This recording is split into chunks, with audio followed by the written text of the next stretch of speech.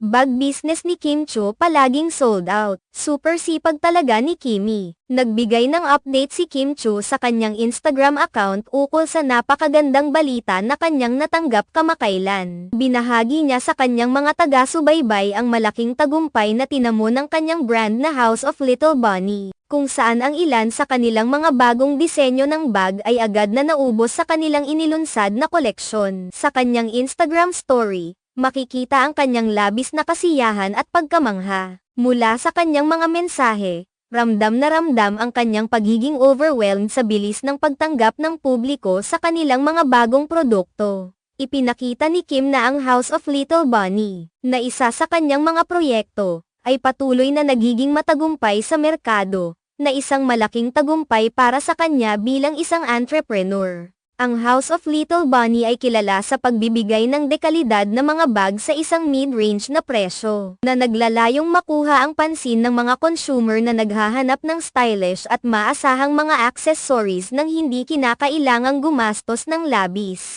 Ang House of Little Bunny ay isang resulta ng dedikasyon ni Kim sa kanyang mga passion project. Bilang isang kilalang aktres at personalidad, hindi nakapagtataka na ang kanyang pangalan ay malapit nang maging kilala sa industriya ng fashion. Ang brand na ito ay hindi lamang naglalaman ng mga bag na may magandang disenyo kundi pati na rin ang mga produkto na mayroong kalidad na tugma sa presyo. Ang kanyang brand ay tila nag-aalok ng perfect blend ng elegance at affordability, na tila tumutugon sa pangangailangan ng mga millennial at Gen Z na consumer na nais maging fashionable ngunit sa makatwirang halaga. Ayon sa kanyang post, hindi inaasahan ni Kim na magiging kasing bilis ng pagtanggap sa kanilang bagong koleksyon. Agad na naubos ang ilang disenyo sa loob lamang ng isang oras mula nang ilunsad ang mga ito sa kanilang online store. Ito ay nagpapakita ng mataas na demand para sa kanilang mga produkto, at tila ang brand ay nagiging hot item sa industriya ng fashion.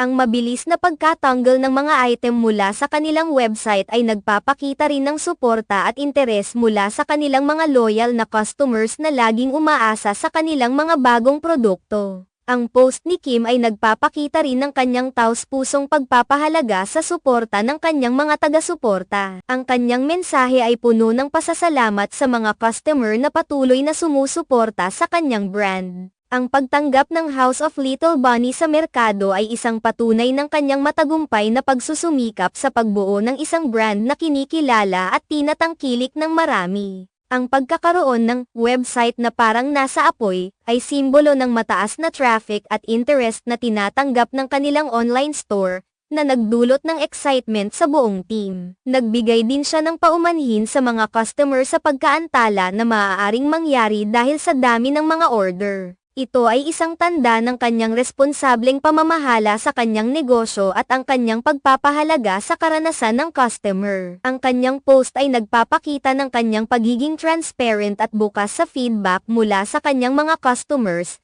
isang mahalagang aspeto sa pagbuo ng magandang relasyon sa kanila. Sa huli, ang post ni Kim Cho ay hindi lamang isang pagdiriwang ng tagumpay kundi pati na rin isang paalala sa lahat ng mga aspiring entrepreneurs na ang dedikasyon at pagpursige sa kanilang passion ay maaaring magbunga ng magagandang resulta. Ang kanyang kwento ay nagbibigay inspirasyon sa marami na hindi lamang dapat maghangad ng tagumpay sa kanilang piniling larangan kundi pati na rin na magkaroon ng malasakit sa kanilang customers at sa kalidad ng kanilang produkto. Ang House of Little Bunny ay isang halimbawa ng kung paano ang pag-ibig sa fashion at ang pagsusumikap sa negosyo ay maaaring magdulot ng tagumpay at kasiyahan.